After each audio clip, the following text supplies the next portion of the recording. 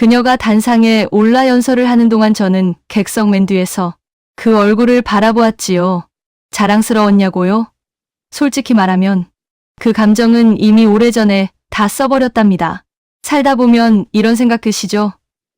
우리는 언제부터 이렇게 됐을까? 분명히 사랑해서 시작한 사이인데 어느 순간 같은 집에 살면서도 혼자가 된 것 같은 그런 기분 느껴보신 적 있으시죠? 오늘 이야기의 주인공도 그랬습니다. 62. 아내와 30년을 함께한 남자 아내가 인생에서 가장 높이 오른 그날, 그는 가방에서 서류 봉투 하나를 꺼냈지요. 이야기 시작 전에 구독과 좋아요 한 번씩만 부탁드립니다. 자, 그럼 이야기 속으로 들어가 보겠습니다. 그날 아침, 공기가 유난히 맑았지요. 병원 앞 가로수 잎들이 바람에 살짝 흔들리는 게 꼭 오늘을 축하라도 하는 것 같더군요. 그는 침대에서 일어나 거실로 나왔습니다. 아내는 이미 새 정장을 입고 거울 앞에 서 있었지요. 흰 셔츠에 진주 브로치, 목선을 따라 내려오는 은은한 광택이 그녀의 긴장과 설렘을 동시에 보여주는 것 같았어요. 병원장이라는 자리, 평생을 바쳐 달려온 그 자리가 이제야 실감이 난다는 표정이었지요. 아내가 돌아보며 물었습니다. 넥타이 좀 봐달라고요. 너무 튀지는 않냐고. 그는 고개를 끄덕였지요. 사실 넥타이가 무슨 색이든 상관없었어요. 그날이 올 줄 알고 있었으니까요. 아니, 정확히 말하면 그날을 기다려왔던 것 같습니다. 두 사람은 병원까지 말없이 갔어요. 예전 같았으면 어땠을까요? 긴장된다, 고맙다, 당신 덕분이다, 그런 말들이 오갔을 텐데요. 이제는 그런 말들이 다 어디로 사라졌는지 그는 알 수가 없더군요. 차 안엔 라디오 소리만 흘렀고 그마저도 어느 순간 귀에 들어오지 않았습니다. 창밖으로 스쳐 지나가는 가로수들, 연두색 잎사귀들이 햇살에 반짝이는데 그 풍경이 왜 그렇게 아득하게 느껴지던지요. 마치 오래된 영화의 한 장면처럼 자신은 그저 관객석에 앉아 바라보고 있는 것 같은 그런 기분이었답니다. 취임식장은 사람들로 가득했어요. 의사들, 간호사들, 지역 인사들, 모두가 아내에게 악수를 청하고 사진을 찍자고 했지요. 그는 한 발짝 떨어져 서 있었습니다. 남편이라는 자리보다는 그냥 오래된 동반자 정도의 거리로요. 누군가 그에게 인사를 건넸어요. 사모님 정말 대단하시다고, 내조를 잘하셨나 보다고. 그는 어색하게 웃으며 고개를 숙였지요. 내조라 그 말이 가슴 한쪽을 긁고 지나갔습니다. 아내가 단상에 올랐어요. 플래시가 터지고 박수 소리가 울려 퍼졌지요.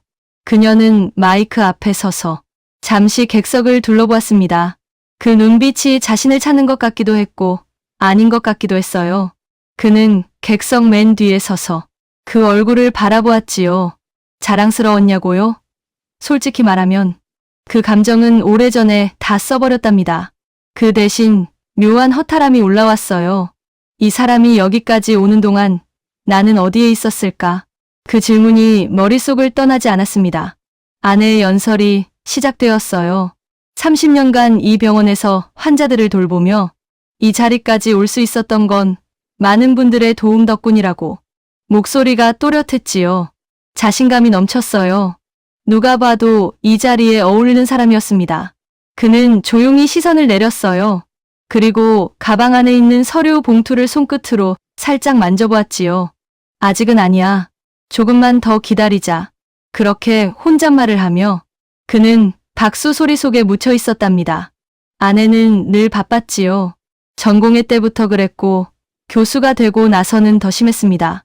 새벽에 나가 밤늦게 들어오는 게 일상이었어요. 그가 눈을 떴을 때 아내는 이미 없었고 그가 잠들려 할 때쯤에야 현관문이 열렸지요. 처음엔 이해했습니다. 의사라는 직업이 그렇고 특히 여자 의사로 살아남으려면 2배는 더 애써야 한다는 걸 알았거든요. 그래서 집안일도 아이들 문제도 그가 더 맡았지요. 아이들 도시락을 쌌어요. 학교 면담도 그가 갔고요. 아픈 아이를 병원에 데려간 것도 대부분 그였습니다. 그땐 그게 사랑이라고 생각했어요. 서로 부족한 걸 채워주는 거라고. 그게 부부라고. 밤늦게 지쳐서 들어오는 아내의 얼굴을 보면 수고했다, 고생했다. 그 말 한마디가 위로가 됐었지요. 그런데 언제부터였을까요? 그 위로가 일방통행이 되어버린 게 오늘 어땠어? 그가 물으면 아내는 대답했지요. 응, 그냥. 그 말 하나로 하루가 끝났습니다. 그가 회사에서 있었던 일을 말하려 하면 아내는 이미 휴대폰을 보고 있었어요. 메일을 확인하거나 다음날 수술 스케줄을 체크하거나 당신 얘기 듣고 있어. 아내는 그렇게 말했지만 눈은 화면에 고정되어 있었지요. 그는 말을 멈췄습니다. 점점 말수가 줄었어요. 굳이 할 필요가 없다고 느꼈거든요. 어차피 듣지 않을 텐데, 어차피 관심 없을 텐데, 그렇게 생각하니 입을 여는 게 부질없어지더군요. 아이들이 자라고 하나둘 집을 떠났습니다. 큰아들은 서울로, 딸은 미국으로. 명절에나 얼굴을 볼 수 있게 됐지요. 그제야 집이 얼마나 조용한지 깨달았습니다. 그는 회사에서 은퇴를 했어요. 정년보다 조금 일찍. 몸이 예전 같지 않았거든요. 어깨도 아프고 무릎도 시큰거리고 집에 있는 시간이 늘었습니다. 아침에 일어나 아내를 배웅하고 혼자 아침을 먹고 텔레비전을 켜고 점심을 먹고 다시 텔레비전을 보고 저녁을 준비하고 아내가 안 오면 혼자 먹고 텔레비전을 끄고 잠을 청하고 그게 하루였지요. 아내는 여전히 병원에서 살다시피 했어요. 교수 자리에 오른 뒤로는 더 바빠졌지요. 연구도 해야 하고 학생들도 가르쳐야 하고 외래 환자도 봐야 하고 수술도 해야 하고 그는 이해했습니다. 아니, 이해한다고 스스로에게 말했지요. 하루 종일 말 한마디 못하고 텔레비전만 보다가 밤늦게 들어온 아내 얼굴 한번 보고 자는 날이 많아졌어요. 가끔은 그가 투명인간이 된 기분이 들었습니다. 집에 있어도 없는 사람처럼 밥은 차려져 있지만 그걸 차린 사람은 보이지 않는 것처럼 한 번은 조심스럽게 말했어요. 우리 주말에 어디 좀 갈까? 드라이브라도 하자. 단풍이 예쁘게 들었다던데. 아내는 휴대폰에서 눈도 떼지 않은 채 말했지요. 이번 주말 당직 바뀌었어. 다음에, 다음은 결국 오지 않았습니다. 봄이 되면 벚꽃 보러 가자던 약속. 여름이 되면 바다에 가자던 약속. 가을이 되면 단풍 구경 가자던 약속. 겨울이 되면 온천에 가자던 약속. 모두 다음해로 미뤄졌고 다음은 영영 오지 않았지요. 그는 더 이상 물어보지 않게 됐습니다. 기대를 하면 실망을 하니까 차라리 기대를 안 하는 게 편하더군요. 어느 날 밤, 그는 거실 소파에 앉아 있었어요. 텔레비전은 켜져 있었지만 무슨 프로그램인지도 몰랐습니다. 그냥 소리가 필요했던 거지요. 너무 조용하면 이상한 생각이 드니까. 그때 현관문이 열렸어요. 아내가 들어왔습니다. 평소보다 조금 일찍이었지요. 그녀는 구두를 벗으며 말했어요. 아직 안 잤어? 그는 고개를 끄덕였습니다. 응. 아내는 부엌으로 가서 물을 한 잔 마셨어요. 그리고 안방으로 들어갔지요. 둘 사이에 오간 말은 그게 전부였습니다. 그는 텔레비전을 껐어요. 어둠 속에 혼자 앉아 있었지요. 창밖으로 가로등 불빛이 희미하게 들어왔습니다. 그는 생각했어요. 우리는 언제부터 이렇게 됐을까? 언제부터 같은 집에 살면서도 이렇게 멀어졌을까? 답은 나오지 않았습니다. 아니, 어쩌면 답을 찾고 싶지 않았던 건지도 모르겠어요.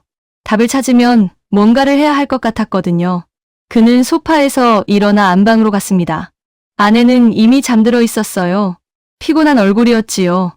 그는 조심스럽게 이불을 덮고 아내 옆에 누웠습니다. 등을 돌린 채로 같은 침대에 누워 있었지만 그 거리는 바다보다 멀게 느껴졌지요. 그렇게 함께였지만 혼자인 밤들이 쌓여갔습니다. 어느 날 아내가 퇴근하자마자 말했어요. 병원장 공모가 났대. 이번이 마지막 기회야. 이거 놓치면 평생 후회할 것 같아. 그녀의 눈이 반짝이고 있었지요. 오랜만에 보는 빛이었습니다. 열정, 야망, 기대 그런 것들이 뒤섞인 눈빛. 그는 고개를 끄덕였어요. 그래. 해봐. 당신이라면 될 거야. 늘 그래왔듯이. 그날 이후로 아내는 더 바빠졌습니다. 공모 서류를 준비하고 프레젠테이션을 만들고 면접을 준비하고 새벽에 나가 밤늦게 들어오는 건 예전과 같았지만 이제는 주말에도 병원에 나갔지요. 그는 응원했습니다. 아니, 응원한다고 생각했어요. 파이팅. 잘 될 거야. 당신 능력이면 당연히 되지. 그런 말들을 했지요. 하지만 어느 순간 그 말들이 자동으로 나오고 있다는 걸 깨달았습니다. 진심이 담겨 있지 않았어요. 그냥 습관이 된 거지요. 공모 결과가 발표되던 날, 아내에게서 전화가 왔어요. 됐어. 병원장. 나 병원장이야. 목소리가 떨리고 있었지요. 울고 있는 것 같기도 했어요. 그는 말했습니다. 축하해. 정말 대단하다. 고생 많았어. 그리고 전화를 끊었지요. 거실 소파에 앉았습니다. 텔레비전은 꺼져 있었어요. 조용한 집. 혼자 앉아있는 그 기쁨이 느껴지지 않았습니다. 자랑스러움도 뿌듯함도 아무것도 그저 허탈함만 밀려왔지요. 이 사람이 여기까지 오는 동안 나는 어디에 있었을까? 그 질문이 다시 떠올랐습니다. 그리고 이번에는 답이 보이는 것 같았어요. 나는 늘 뒤에 있었다. 한 발짝 물러나 있었다. 응원한다고, 지지한다고 말하면서 실은 점점 멀어지고 있었다. 그리고 이제는 그 뒤에 서 있는 것조차 내 자리가 아닌 것 같다. 그날 밤, 그는 잠을 이루지 못했습니다. 창밖으로 달빛이 들어왔지요. 환하지도 않고 어둡지도 않은 그런 빛이었어요. 그는 생각했습니다. 이혼을 하자고 말하면 아내는 뭐라고 할까? 놀랄까? 화를 낼까? 왜 갑자기 그러느냐고 물을까? 아니면 이미 알고 있었다고 할까? 사실 이 결심은 갑자기 온 게 아니었지요. 오래전부터 조금씩 마음 한구석에서 자라고 있었습니다. 대화가 사라졌을 때, 손잡는 일이 없어졌을 때, 같은 침대에서 등을 돌리고 자게 됐을 때, 다음에라는 말이 반복될 때, 그때마다 조금씩 무언가가 사라지고 있었어요. 사랑이라고 불렀던 그것이 이혼을 결심했다고 하면 다들 무슨 큰 사건이 있었냐고 묻겠지요. 외도냐? 폭력이냐? 돈 문제냐고. 아니에요. 아무 일도 없었습니다. 그래서 더 견디기 힘들었지요. 아무 일도 없는 날들이 쌓이고 쌓여서 어느 순간 숨이 막히더군요. 싸우지도 않았어요. 싸울 일이 없었으니까. 미워하지도 않았어요. 미워할 이유가 없었으니까. 그냥 서로를 향한 마음이 고갈돼 버린 거지요. 물이 다 빠져나간 우물처럼 메마르고 텅 비어버린. 그는 며칠을 더 생각했습니다. 정말 이게 맞는 건지, 내가 너무 성급한 건 아닌지, 조금만 더 노력하면 되는 건 아닌지, 하지만 무엇을 더 노력해야 하는지 알 수가 없었어요. 30년을 함께 살았는데 그 30년 동안 쌓아온 것들이 다 어디로 갔는지 모르겠더군요. 어느 날 그는 인터넷을 검색했습니다. 이혼 절차, 협의 이혼 서류, 법률 상담. 손이 떨렸지요. 하지만 마음은 이상하게 차분했습니다. 분노도 원망도 없었어요. 다만 너무 오래 미뤄둔 숙제를 이제야 하는 기분이었지요. 서류를 프린트했습니다. 책상 서랍에 넣어두었어요. 그리고 생각했지요. 언제 건넬까? 취임식 날이 좋겠다. 가장 높이 올라간 날에 가장 솔직한 진실을 말해주는 게 맞다고 생각했습니다. 잔인하다고요. 어쩌면요. 하지만 더 늦추는 게 더 잔인하다고 느꼈어요. 아내가 병원장으로서 새로운 시작을 하는 날. 그도 자신만의 새로운 시작을 하고 싶었습니다. 서로를 놓아주는 것. 그게 그가 줄 수 있는 마지막 선물이라고 생각했지요. 취임식 날이 다가왔습니다. 서류 봉투를 가방에 넣었어요. 손이 떨리지 않았습니다. 마음이 이미 정해져 있었으니까요. 아내가 새 정장을 입고 거울 앞에 서 있었지요. 흰 셔츠에 진주 브로치. 예쁘다고 말해주고 싶었어요. 하지만 입이 열리지 않았습니다. 그 말이 지금의 그에게는 어울리지 않는 것 같았거든요. 두 사람은 병원으로 향했습니다. 말없이 라디오 소리만 흐르는 차 안에서 그는 창밖을 바라보았지요. 오늘이 마지막이구나. 이 사람과 함께하는 마지막 날이구나. 그 생각에 가슴이 먹먹해졌습니다. 미련이 아니었어요. 후회도 아니었고요. 그냥 30년이라는 시간이 주마등처럼 스쳐 지나갔지요. 처음 만났을 때, 결혼식 날, 아이들이 태어났을 때, 함께 웃고, 함께 울었던 날들. 다 지나간 일이에요. 돌아갈 수 없는 일이고요. 그래서 지금 할 수 있는 일을 해야 했습니다. 서로를 놓아주는 일. 그게 사랑의 마지막 형태일 수도 있다고 그는 생각했지요. 취임식이 끝났습니다. 사람들이 하나둘 빠져나갔어요. 축하 인사, 악수, 사진 촬영. 그 모든 것이 끝나고 아내는 꽃다발을 한 알음 안고 있었지요. 얼굴엔 피곤과 흥분이 섞여 있었습니다. 오랜만에 보는 밝은 표정이었어요. 그녀가 그에게 다가왔지요. 여보, 오늘 정말 고생 많았어. 그 말은 진심이었습니다. 그도 진심으로 대답했어요. 당신도 수고했어.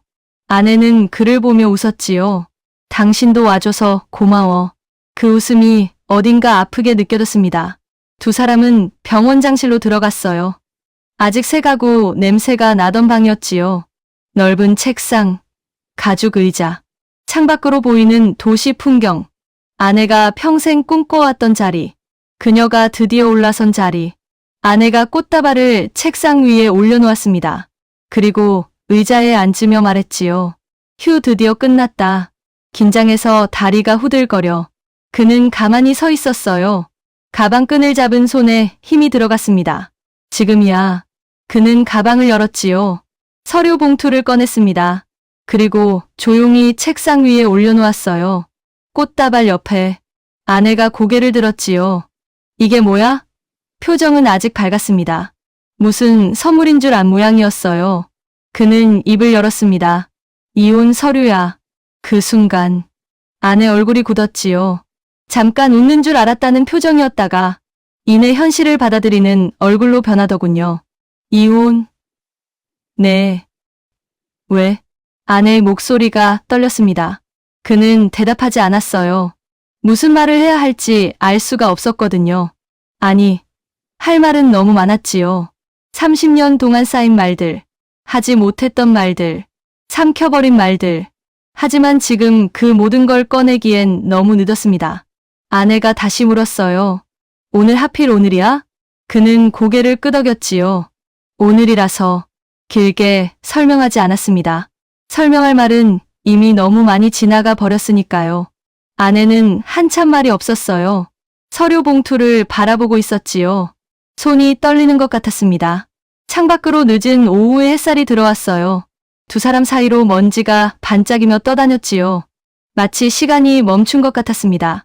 이윽고 아내가 입을 열었어요. 낮은 목소리였지요. 나 이렇게까지 당신을 몰랐나? 그는 대답하지 않았습니다. 몰랐던 게 아니라 보지 않았던 거겠지요. 나도 마찬가지야. 당신을 보지 않았어. 그 말은 속으로만 했습니다. 아내가 고개를 들었어요. 눈이 빨갛게 물들어 있었지요. 언제부터? 그는 잠시 생각했습니다. 언제부터였을까? 정확히 알 수 없었어요. 어느 순간부터 대화가 사라졌고, 어느 순간부터 손을 잡지 않게 됐고, 어느 순간부터 같은 집에 살면서도 혼자가 됐고, 그 어느 순간들이 쌓여서 지금에 이른 거지요. 오래됐어. 그는 그렇게만 대답했습니다. 아내가 한숨을 내쉬었어요. 그리고 의자에 깊이 몸을 묻었지요. 나도 알고 있었어. 뭐요? 우리가 이상하다는 거, 예전 같지 않다는 거, 뭔가 잘못되고 있다는 거. 아내의 목소리가 떨렸습니다. 근데 그냥 너무 바빴어. 정신없이 살다 보니까 그게 다 지나갈 거라고 생각했어. 시간이 해결해 줄 거라고. 그녀가 고개를 숙였지요. 바보 같았지? 그는 아무 말도 하지 않았습니다. 할 말이 없어서가 아니었어요. 그녀의 말이 자신의 마음이기도 했으니까. 나도 그랬어. 그는 조용히 말했습니다. 시간이 해결해 줄 거라고 생각했어. 조금만 더 참으면 괜찮아질 거라고. 근데 괜찮아지지 않더라고. 오히려 점점 더 멀어지기만 했어. 두 사람은 마주 보았지요. 30년을 함께한 사이. 하지만 지금 이 순간 마치 처음 만난 사람처럼 어색했습니다. 미안해. 아내가 말했어요. 나도 미안해. 그도 말했지요. 미안함이 무엇인지 정확히 알 수는 없었습니다. 당신을 사랑하지 못해서 미안한 건지, 당신의 마음을 몰라줘서 미안한 건지, 이제야 이 말을 해서 미안한 건지 아마 다였을 거예요. 아내가 서류 봉투를 집어들었습니다. 열지는 않았어요. 그냥 손에 쥐고 있었지요. 당신 없이 어떻게 살아야 할지 모르겠어. 그 말에 가슴이 먹먹해졌습니다. 하지만 그는 고개를 저었어요. 아니야. 당신은 할 수 있어. 지금까지도 그래왔잖아. 당신 혼자 여기까지 왔잖아. 나는 그냥 옆에 서 있었을 뿐이야. 아내가 눈물을 흘렸지요. 조용히, 소리 없이. 창밖의 햇살이 그녀의 볼 위로 흐르는 눈물을 비추었습니다. 그는 손을 뻗었어요. 아내의 손등을 살짝 만졌지요. 오랜만이었습니다. 손을 잡는 게 당신은 잘 될 거야. 훌륭한 병원장이 될 거야. 나는 내 삶을 찾으러 갈게. 늦었지만 아내가 고개를 끄덕였어요. 당신도 행복했으면 좋겠어. 그 말이 그가 들은 아내의 마지막 진심이었습니다. 행복. 그게 뭔지 다시 찾아봐야겠지요. 그는 가방을 들었습니다. 그리고 문을 향해 걸어갔어요. 문고리를 잡았을 때 뒤에서 아내의 목소리가 들렸지요. 여보. 아니, 그냥 고마웠어. 30년 동안 그는 돌아보지 않았습니다. 돌아보면 마음이 흔들릴 것 같았거든요. 나도. 그 한마디만 남기고 그는 병원장실을 나왔습니다. 복도를 걸었어요. 축하 화환들 사이로 병원 특유의 소독약 냄새를 맡으며 엘리베이터 버튼을 눌렀지요. 문이 열리고 안으로 들어갔습니다. 버튼을 눌렀어요. 1층. 문이 닫혔지요. 그제야 눈물이 흘렀습니다. 소리 없이 조용히 30년이라는 시간이 눈물로 흘러내렸지요. 후회는 아니었어요. 그냥 놓아주는 게 이렇게 아픈 거구나. 그걸 처음 알았습니다. 이혼은 생각보다 조용히 진행됐습니다. 싸움도 없었고 재산 문제로 얼굴 붉힐 일도 없었지요. 두 사람은 담담하게 30년의 매듭을 풀었습니다. 그는 집을 나왔어요. 작은 전셋집으로 옮겼지요. 방 하나, 거실 하나, 작은 부엌. 그게 전부였습니다. 처음엔 너무 조용해서 잠이 오지 않더군요. 익숙하지 않았어요. 30년 동안 누군가와 함께 살다가 갑자기 혼자가 되니까 밤이 무서웠습니다. 새벽에 눈이 떠지면 천장만 바라보며 몇 시간을 보내기도 했지요. 하지만 시간이 지나면서 그 정막이 점점 숨 쉬기 편해졌어요. 아무도 기다리지 않아도 되는 아침, 아무에게도 맞추지 않아도 되는 저녁. 자유. 그게 이런 거구나. 처음 알게 됐지요. 아내 소식은 가끔 들려왔습니다. 뉴스나 지인들을 통해서 병원 운영을 잘하고 있다더군요. 인터뷰도 하고 상도 받고 여성 병원장으로서 새로운 길을 열어가고 있다고. 그럴 때마다 마음이 묘했습니다. 후련함과 허전함이 동시에 밀려왔지요. 잘 지내고 있구나. 그 생각에 안심이 되기도 하고 동시에 조금 쓸쓸하기도 했어요. 하지만 그게 당연한 거라고 스스로에게 말했습니다. 각자의 삶을 사는 거니까. 각자의 자리를 찾아가는 거니까. 그는 동네 도서관에 자주 갔어요. 젊을 땐 읽지 못했던 책들을 천천히 읽었지요. 시집도 읽고 소설도 읽고 에세이도 읽었습니다. 아무도 글을 필요로 하지 않는 시간. 그게 이렇게 편안할 줄은 몰랐어요. 어느 날 도서관에서 책을 읽다가 한 문장에 눈이 멈췄지요. 사랑이 끝나는 건 꼭 미움 때문만은 아니다. 너무 오래 서로를 놓쳐버렸을 때도 사랑은 조용히 끝이 난다. 그 문장이 가슴에 박혔습니다. 그래, 우리가 그랬지. 미워하지 않았어요. 싸우지도 않았고 그냥 너무 오래 서로를 놓쳤지요. 손을 뻗으면 닿을 거리에 있었는데 손을 뻗지 않았어요. 왜 그랬을까? 바빠서? 익숙해서? 당연하다고 생각해서? 아마 다였을 거예요. 그리고 그 다가 쌓여서 결국 이렇게 됐지요. 가끔은 생각합니다. 조금만 더 솔직했더라면 어땠을까? 조금만 더 일찍 말했더라면 다른 결말이 있었을까? 하지만 인생엔 되돌림 버튼이 없지요.